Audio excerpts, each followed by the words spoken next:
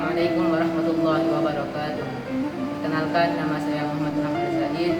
Di sini saya akan menyampaikan sedikit tausiah yang berjudul keutamaan membaca Al-Quran di bulan Ramadan. Keutamaan membaca Al-Quran di bulan Ramadan sangat besar. Selain berpuasa, seorang muslim dianjurkan untuk banyak-banyak beribadah di bulan Ramadan. Salah satu ibadah yang memiliki banyak keistimewaannya tentunya adalah membaca Al-Quran. Dalam hadis riwayat Imam Tirmizi, Rasulullah Shallallahu Alaihi Wasallam bersabda, barang siapa yang membaca satu huruf dari Al-Quran, maka baginya mendapat satu kebaikan, dan satu kebaikan tersebut dilipat gandakan menjadi 10 kebaikan. Keutamaan membaca Al-Quran. Dari Aisyah radhiyallahu anhu, Rasulullah Shallallahu Alaihi Wasallam bersabda, yang mahir membaca Al-Quran bersama malaikat yang terhormat dan yang membaca Al-Quran sedangkan dia terbata-bata serta mengalami kesulitan, maka baginya 2 pahala. Hadis riwayat Bukhari dan Muslim. Selain itu, Rasulullah Shallallahu Alaihi Wasallam bersabda, barang siapa yang membaca satu huruf dari Al-Quran, maka ia akan mendapatkan satu kebaikan, dan dari satu kebaikan itu berlipat menjadi 10 kebaikan. Aku tidak mengatakan alif lam mim sebagai satu huruf, akan tetapi alif satu huruf, lam satu huruf, dan mim satu huruf. Hadis riwayat Bukhari. Terhindar dari godaan setan. Keutamaan membaca Al-Quran berikutnya adalah terhindar dari godaan setan. Allah Subhanahu Wa Taala berfirman, sesungguhnya setan itu adalah musuh nyata bagimu, maka jadikanlah dia musuh. Karena sesungguhnya setan-setan itu hanya mengajak golongannya supaya menjadi pengikut penghuni neraka yang menyala-nyala. Quran Surat Fatir ayat 6. Tidak hanya itu, sebuah rumah yang dibaca surat Al-Baqarah akan terhindar dari datangnya setan. Dalam sebuah hadis sahih, Rasulullah Shallallahu Alaihi Wasallam bersabda, janganlah kamu menjadikan rumahmu seperti kuburan dan tidak pernah mengerjakan sholat dan membaca Al-Quran di dalamnya. Sesungguhnya setan akan lari dari rumah yang dibacakan di dalamnya surat Al-Baqarah, mendapatkan syafaat di akhirat kelak. Seorang yang membaca Al-Quran akan mendapat syafaat di akhirat nantinya. Dalam sebuah hadis disebutkan bahwa Al-Quran akan datang dan bersaksi kepada Allah Subhanahu Wa Taala untuk umat manusia yang rajin membacanya. Dengan kesaksian inilah Al-Quran akan membantu seseorang dengan memberikan kemuliaan di akhirat kelak. Keutamaan membaca Al-Quran di bulan Ramadan ini terdapat pada sebuah hadis. Rasulullah Shallallahu Alaihi Wasallam bersabda, bacalah Al-Quran sebab ia akan datang memberikan syafaat pada hari kiamat pada pemiliknya. Hadis riwayat Ahmad. Memberikan ketenangan hati.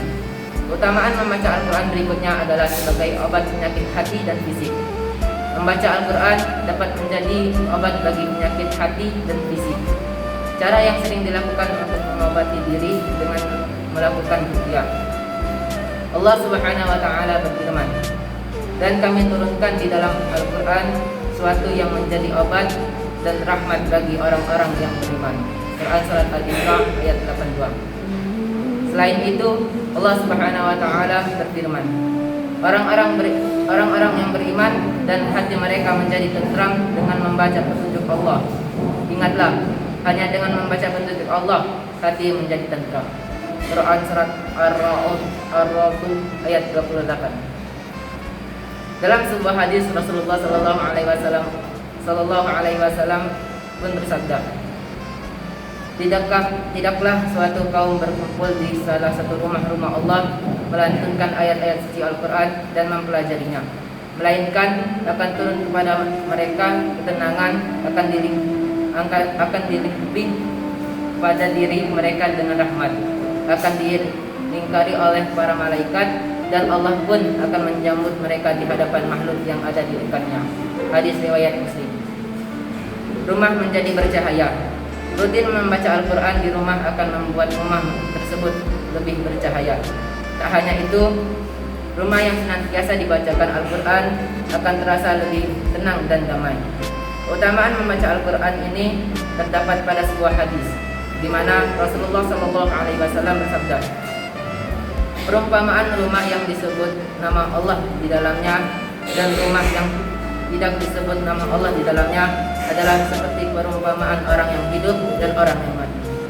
Bahkan Imam An-Nawawi berkata, dalam hadis ini terdapat anjuran untuk banyak berzikir kepada Allah Subhanahu wa taala, termasuk membaca Al-Qur'an dan zikir-zikir lainnya.